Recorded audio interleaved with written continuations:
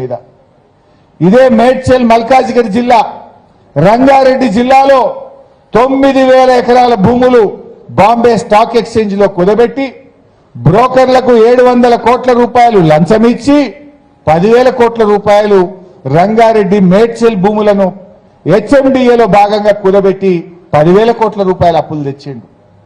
అంటే రంగారెడ్డి మేడ్చల్లో 9,000 ఎకరాలు కుదబెట్టిండు, central university 400 ఎకరాలు కుదబెట్టిండు, 20,000 కోట్ల రూపాయల అప్పులు తెచ్చిండు. 30,000 కోట్ల రూపాయల భూములు అమ్మిండు. భూములు అమ్ముడు, భూములు కుదబెట్టుడు. అగ్రికల్చర్ యూనివర్సిటీలో 200 ఎకరాల భూములు లాక్కున్నాడు. ఉర్దూ యూనివర్సిటీలో 50 ఎకరాల భూములు లాక్కున్నాడు.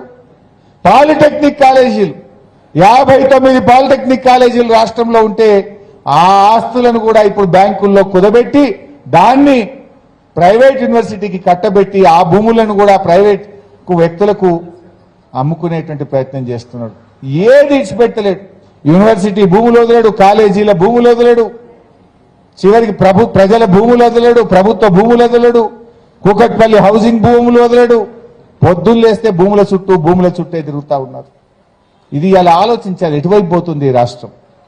ఈ హైదరాబాద్ ఇమేజ్ దెబ్బతినకుండా ఇలా కాపాడుకోవాల్సినటువంటి అవసరం ఉంది. ఏంటి పారిశ్రామిక భూములను హిల్టా, అది కూడా ఇంకా అట్లా చెప్తూ ఇది కూడా మంచి గుర్తు చేసినారు మిత్రుడు.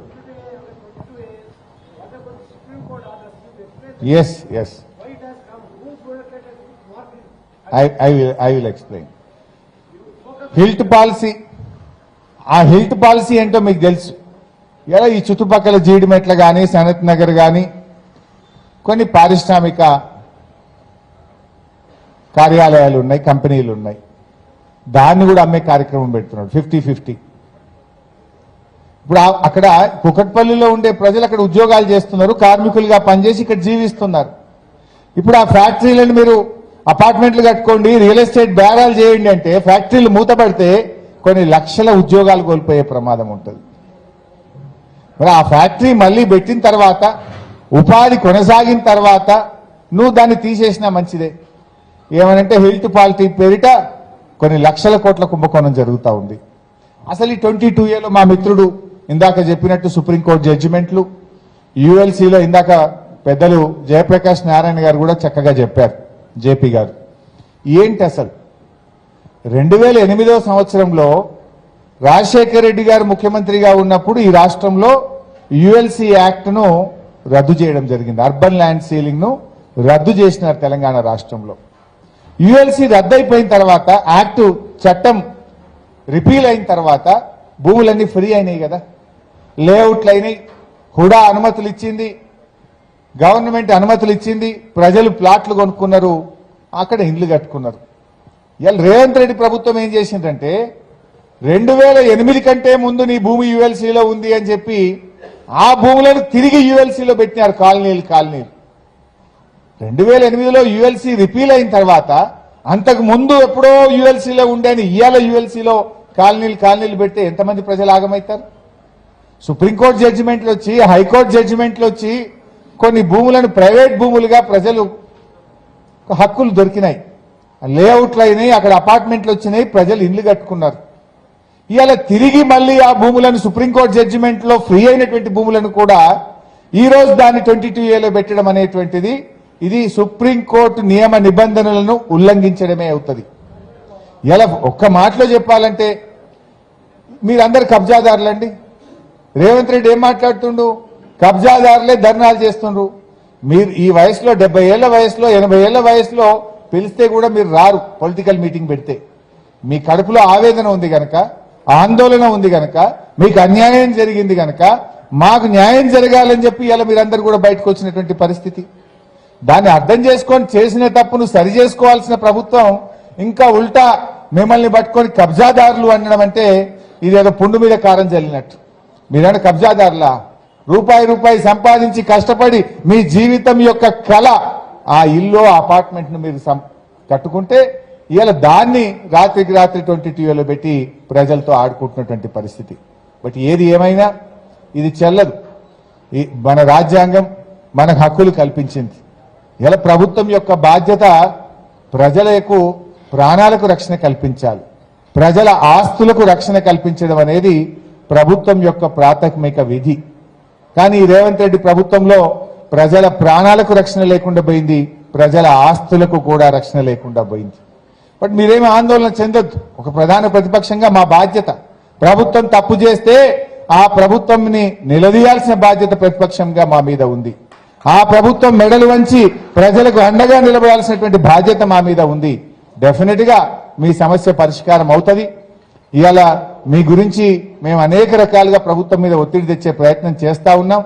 ఇన్ఫాక్ట్ మొన్న నేను మల్కాజ్గిరి, మేడ్చల్, కుత్బుల్లాపూర్ పోగానే ఇప్పుడు ఇంట్లో కూడా ఒక 20-30 మంది ఇంటెలిజెన్స్ వాళ్ళు కూర్చున్నారు. ఇంకా మీరు మాట్లాడిన అన్ని రాసుకుంటుండ్రు, రేపటికల్లా తెల్లారికల్లా కొన్ని క్లియర్ చేస్తున్నారు.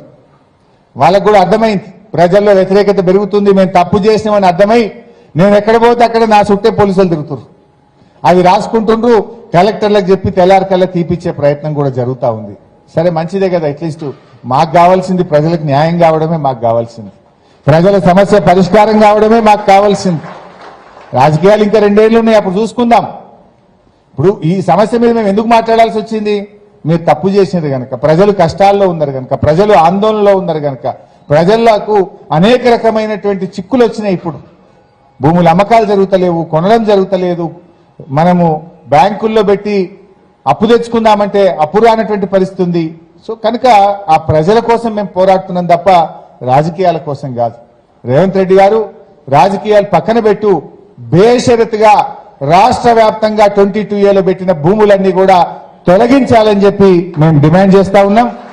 లేదంటే అందరం కలిసి, మా కృష్ణన్న చెప్పినాడు, అందరం కలిసి సెక్రటరియట్ ముట్టడికి బయలుదేరదాం. మన అసెంబ్లీని, సెక్రటరియట్ ను దిగ్బంధం చేసైనా సరే ఈ ప్రభుత్వం మీద ఒత్తిడి పెంచి మనం సమస్య పరిష్కారం చేసుకుందాం. ఈ మధ్య మనం చూసినాం ఢిల్లీలో ఏమైంది, జెన్జీ ఉద్యమం చూసినాం.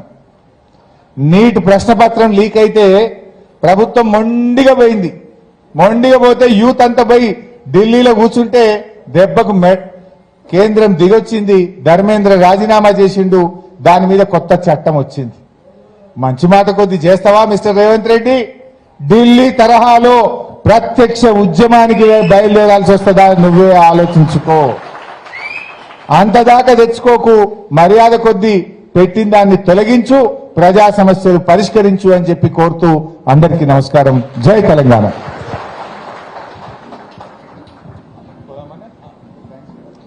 అందరికీ ధన్యవాదాలు.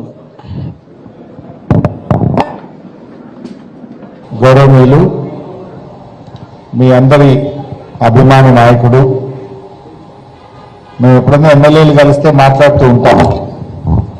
ఒక ప్రజల మనిషి, పొద్దున్నే 5ంటికి ప్రజలతో మమేకమై నిత్యం ప్రజల మధ్య ఉంటూ, కాలనీలు తిరుగుతూ, ప్రతి చిన్న